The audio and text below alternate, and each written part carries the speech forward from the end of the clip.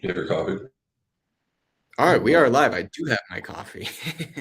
Welcome, Perfect. everybody, for another episode of Sales Leadership Ascension, where we share with you some of the challenges that our clients are facing who are sales leaders, how we go about working with them to solve those challenges or help them solve their challenges so they can execute, make more, live their dreams, do the things that they want to do from a sales leadership perspective. So, this talk is where Zach and I have some coffee, but we also talk through some of the challenges and what they're doing well to overcome those challenges or how we've been able to help them overcome those challenges. So, what's up, Zach?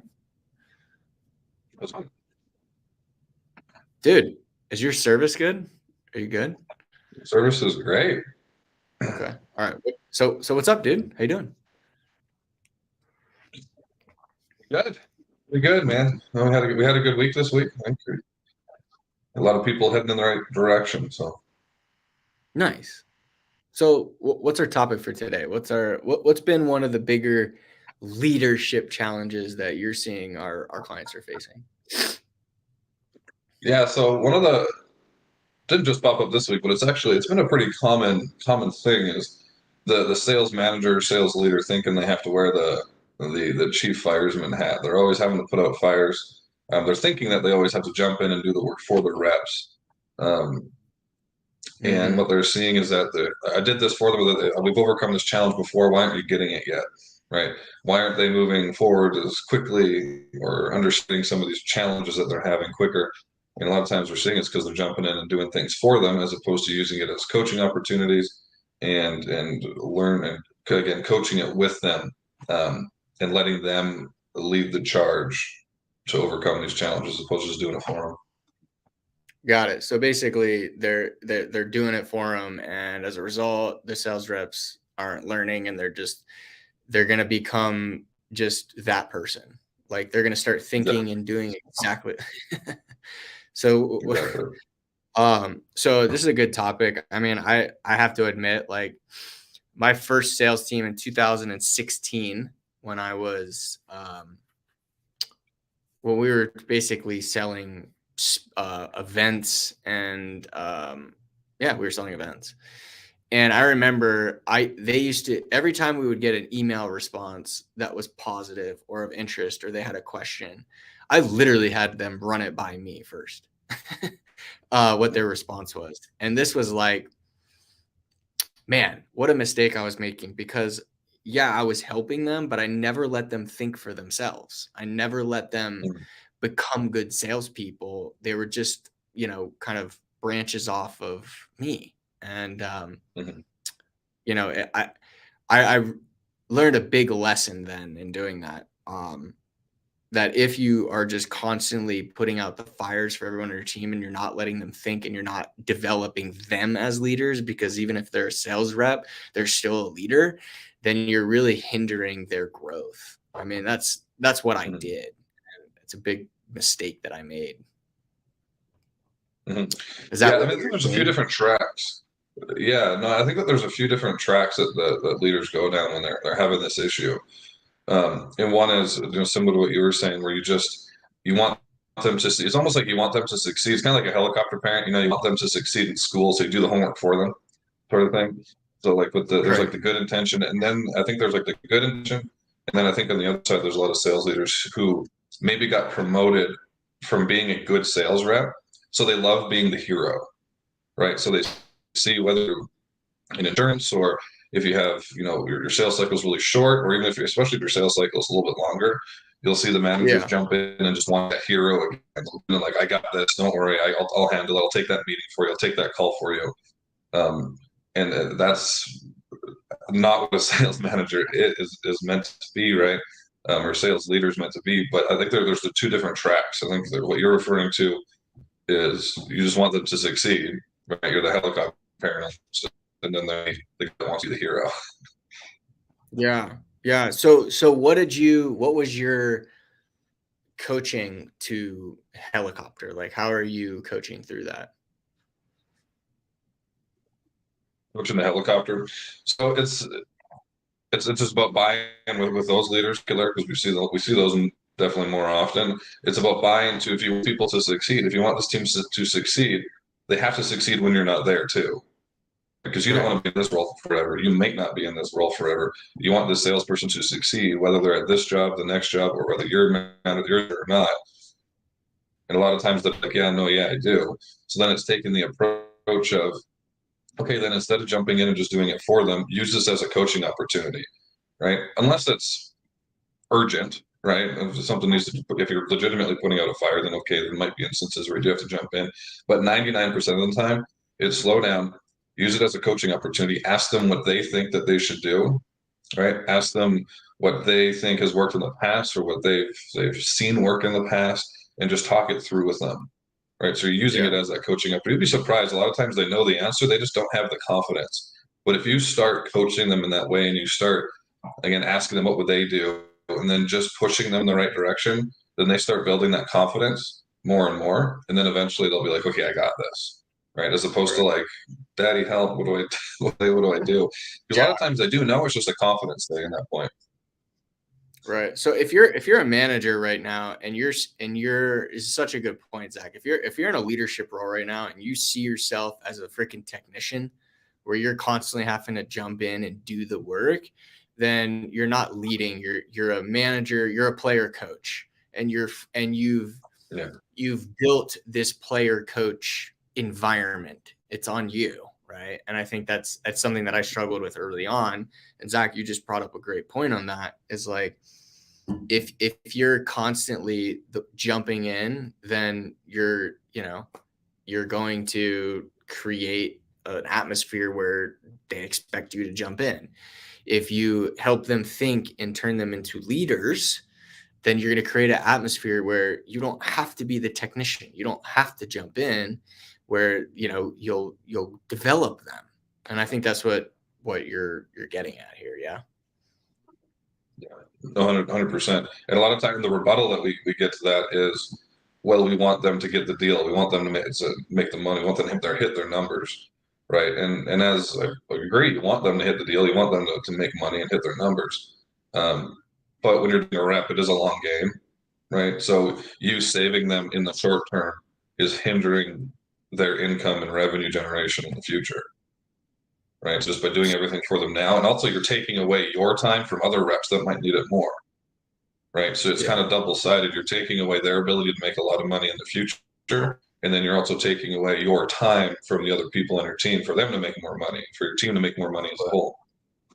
Well, so here's the argument. The argument may be, well, my VP is like pounding down on me to produce. So, I've got to jump in and make sure they close, because I got a VP down my neck. What are your thoughts on that? Because like, to me, that I could just see that being the first initial objection that comes up. Mm-hmm. Yeah, that's where you have to focus on the coaching opportunity part. Instead of jumping in and doing it for them, you have to focus on making every single one a coaching opportunity and getting them involved as much as possible, right? Because if you're hitting to the end of a quarter or the end of a year, and you have to hit a number, right? I understand that. However, you want to hit your numbers next quarter and the next quarter and the next quarter, right? So you still have to bring them in the fold enough. Exactly. So you can't just push them aside. We see that a lot where they just push them aside and then do it for them, but just keep them involved as much as you can if that's the case, right? Yeah.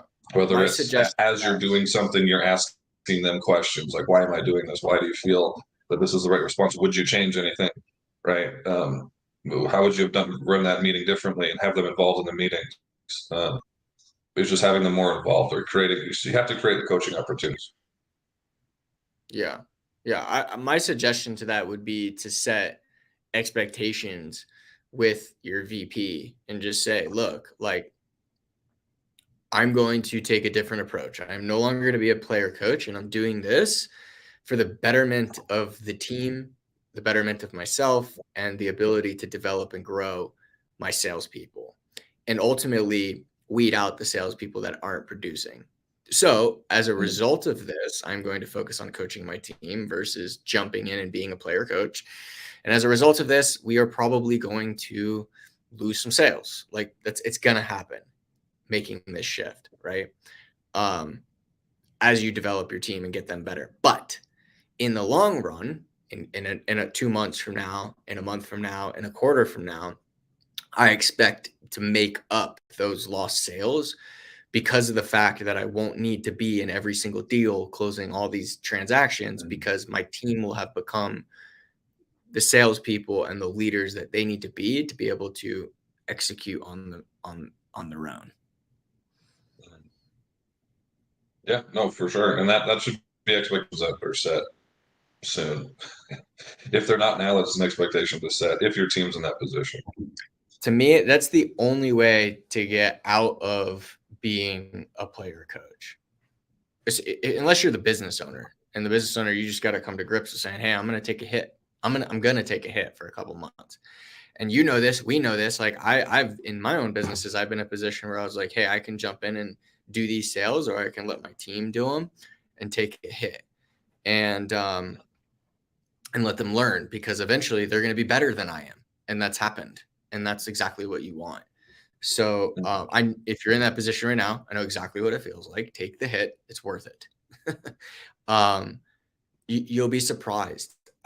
And if you have people on your team that you don't believe can be better than you, then they shouldn't be there. They shouldn't be there. I would only put someone in that position, in that role, if I truly believe that they could be better than I could. You know what I mean? And if they're not developing, then whose fault is that? That's my fault. That's the manager's fault. So, maybe when we really start talking about this, the reason that people don't do this is because they don't believe in themselves as leaders enough to be able to develop them, not just as sales reps, but as people, as leaders. And so they're like, well, let me just be a player coach. This way I don't have to have those expectations with my VP, or if I'm a business owner, I don't have to take that hit up front. But I don't have to develop the sales leadership skills it takes to actually be able to develop sales reps. Yeah. And I think that's I think we see that primarily with managers who used to be really good sales reps and then got put into a sales manager role. That's where they are initially, right? They have to hit these numbers, and they feel like they have to jump in and be a player coach all the time, and I'll lead by example type of thing, right? Instead of taking a step back and trusting in their ability to be a leader or educate themselves, find a mentor, could be their boss, could be somebody else, and developing like your leadership skills. But that's a tough one to come to grips with, is especially if you're really successful at sales and then going to something and then admitting that you're not so competent or not quite as strong at something. That's tough to do. It's extremely important to do. Yeah, but I mean, sales leadership skills consists of management. It consists of coaching. It consists of accountability. It consists of, yes, you have to have some sales skills. Like, it consists of a lot of different skill sets. EQ is way more is really important. Like, there's a lot of different skill sets that are way different in sales. When you're just doing sales, you need to be great at sales, at closing, at persuasion. So some of the same skills translate to management, but in management, all of a sudden there's more skills that you need to learn how to acquire, how to coach, how to hold people accountable, how to actually manage. Like, the title manager drives me nuts, because that's only 20% of being in a leadership role actually is. Scheduling, like, that's management. Scheduling, are they here on time? Are they, like, that's such a small percentage of what you're doing. And so, thinking that you could just jump in and just be like, hey, I'm an expert coach, is like, okay. You got to have hundreds, if not thousands, of calls and one-on-one sessions under your belt before you can start saying that realistically, and being able to help people take the right direction. So there's just different skill. There's more skills that you need, or not more, additional skills that you need. I guess that is more when you're managing or leading. Yeah, it's tough. It's tough switching out from a very selfish role to an extremely unselfish role, where your success is just based on your performance. Now your success is based on your team's performance, right? And it's hard for people to grasp that. They just look at the number. Did we hit this number by the end of the quarter? Did we hit this number by the end of the year? Where's my team at as far as their percentage of goal?